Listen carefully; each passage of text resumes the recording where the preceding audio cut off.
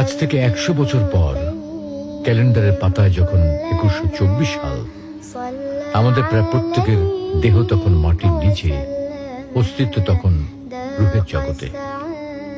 ইতিমধ্যে ফেলে যাওয়া আমাদের সেই সুন্দর বাড়িটা হয়তো পরবর্তী প্রজন্ম ভোগ করছে।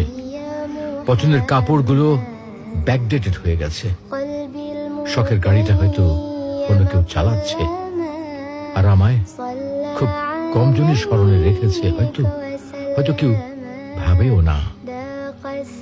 হাতে তাদের সময় নেই, যাদের জন্য এত কিছু করতে করতে নিজের জীবনটাই শেষ করে দিয়েছিলাম। আচ্ছা, বাস্তবতার এই জীবনে আপনি আপনার দাদাকে কতবার স্মরণ করেন? আপনার দাদির কথা আপনি কখনো কি আপনার মনে পড়ে? পৃথিবীর বুকে আজকে এই বেঁচে থাকা, এত হইচই, এত মায়া কান্না এভাবেই চলছে। গত হওয়া অসংখ্য প্রজন্মকে টপকে আমরা এই জীবন লাভ করেছি। তেমনিভাবে আগামীতে অসংখ্য প্রজন্মের ভিড়ে হারিয়ে যাবে আমাদের এই জীবন। কিন্তু খুব কম লোকই সময় পায় ফেলে যাওয়া জীবনটা একটু ফিরে দেখার। বাস্তবতা হচ্ছে এই জীবনটা আমাদের কল্পনার চেয়েও অনেক অনেক ছোট।